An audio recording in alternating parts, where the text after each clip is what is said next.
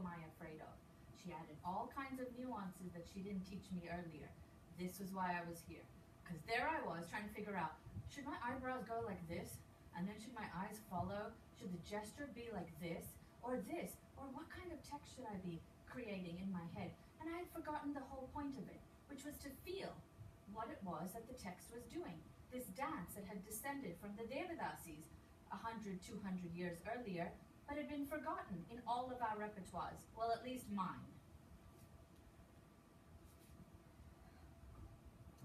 When Kalanidhi Mami introduced me to the Padams and Chavlis, I suddenly found a voice and started loving dance. I thought these women in these Padams and Javlis gave me a voice. And I didn't want to play Sita, Draupadi, and Radha from the mythology, but create my own woman. Let me show you the stanza, the charanam in this piece. Nane sammadital matravar ken nanashti. Nane sammadital matravar ken nanashti.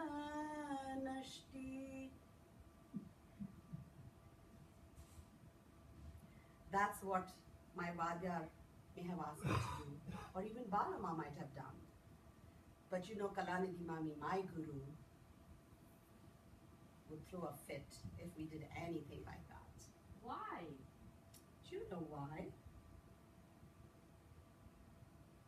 Rajanga Mahine Yashul Varadi. Did you hear what she did with her voice? There was a new, beautiful melodic quality. You might have missed it, but that's something very unusual. Most Indian dancers don't have the ability to sing like that, change the melodic patterning, and then reinterpret the text while changing their facial expressions and their hand gestures. She doesn't like me saying facial expression, but I'll get her to do it again with the melodic text. Now listen. Could you do that again? Rajanga Mahine Yashul Varadi. This is a 19th century poem, and yet pretty much every line is relevant even today. About gossip, about people poking their nose in other people's affairs. But this is the only line that stumps me. It says, if I were royalty, would anybody dare utter a word about me? But you know, that's not true today. Everybody is a subject of gossip. So how do you interpret it? How about if we did? Rajanga Mahine Yashul Varadi. Rajanga Mahine Yashul Varadi. They gossip incessantly only because I'm a woman, isn't it? I thanked her, and I made my way out of the classroom. My butt was hurting from sitting for 2 hours on that concrete floor. It was supposed to be a 1-hour class, and here she was. It was very generous of her to give me 2 whole hours, but sitting like that rigidly and not moving, it was very difficult on my body. I went out of the classroom, breathing a sigh of relief, so I could write my notes.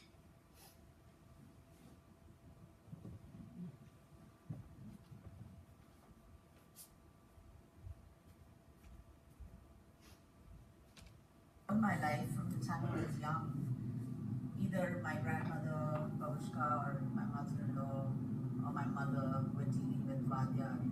So it was kind of out of my realm. But then at some point I had to take over, and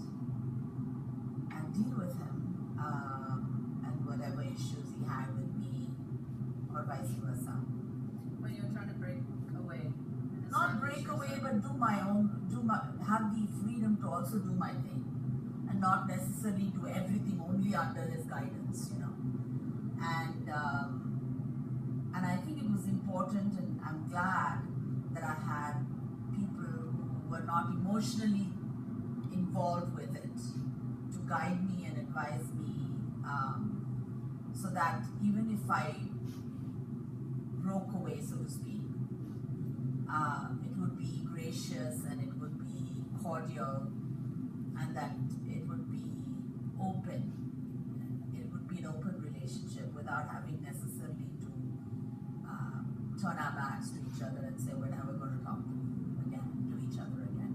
And I'm really glad that when he passed away, he went with good feelings, with best wishes, goodwill in his heart for me. And I think, as we were talking yesterday about how they didn't talk to you directly about whether what they thought of you, whether you were good, bad, or indifferent.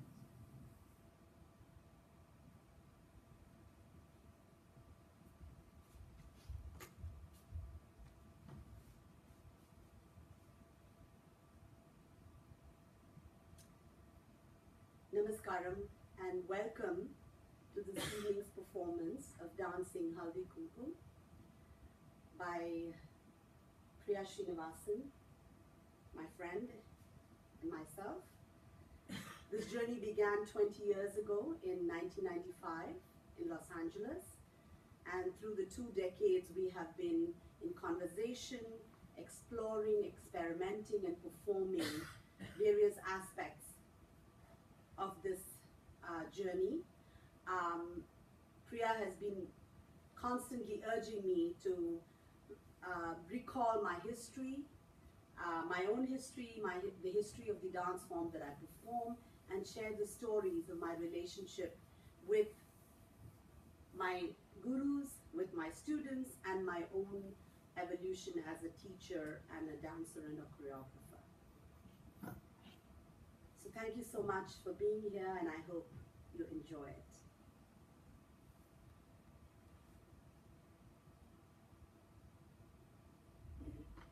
Marachitivo o nasami, marachitivo o nasami, marachitivo o nasami.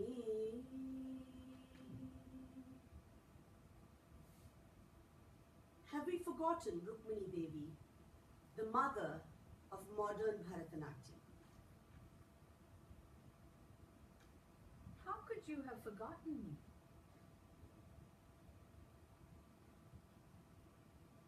We cannot forget Anna Pavlova, who inspired Rukmini Devi to go and discover her own dance traditions.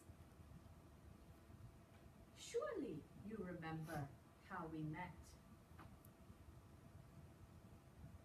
How can we forget the Devadasis, who carried these dance traditions for centuries? Don't you remember? We met under the banyan tree and we kissed. We have to remember Shivanatraja and the forgetting of the sensuality and the eroticism of the Devadasi dance for the spiritual and divine forms. Don't you remember? You came to my bed and we lay there together.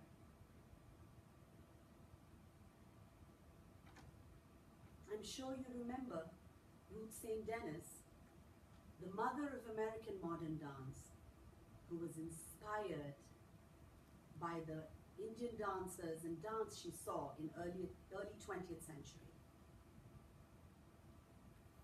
How could you forget the two of us in an embrace so tight,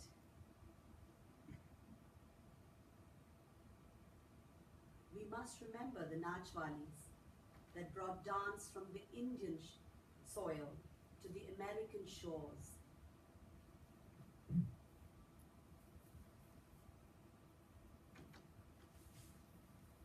Namaste.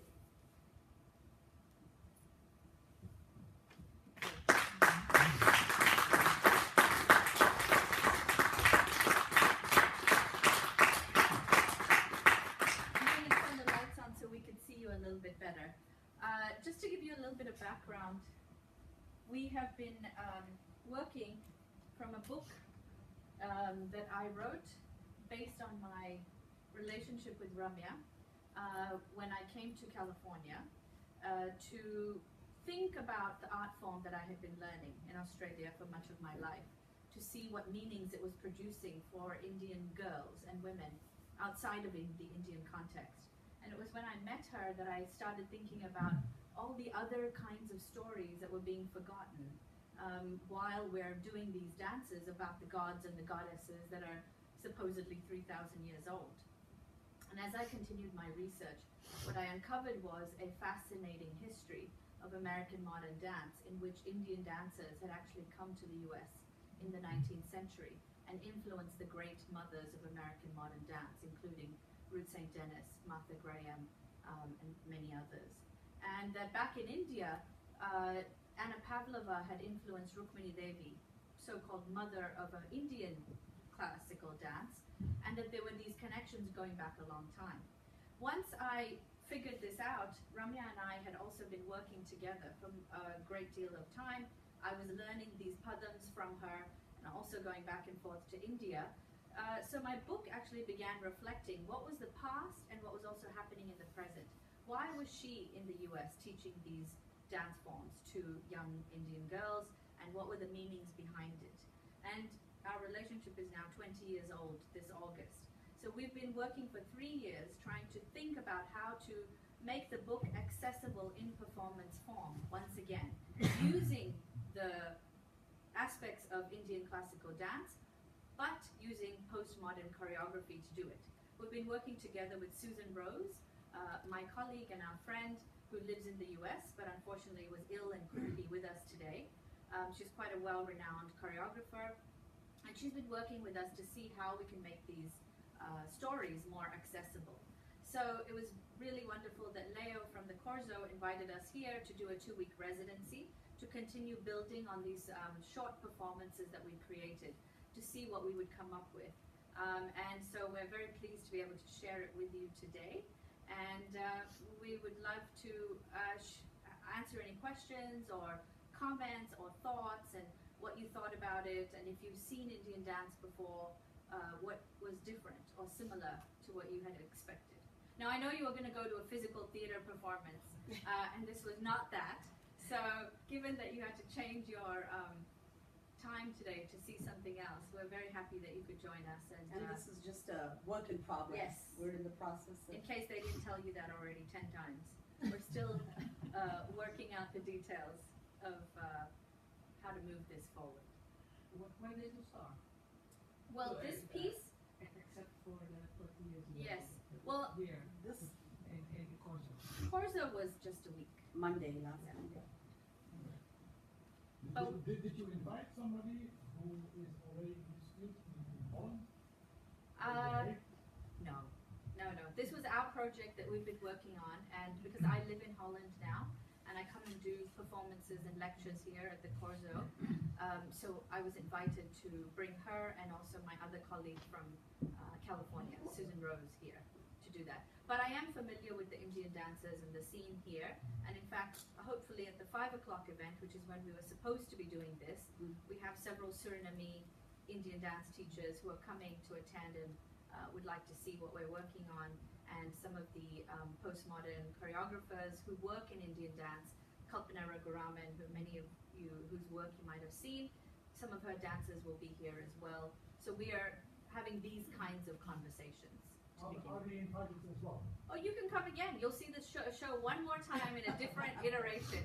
I can't promise what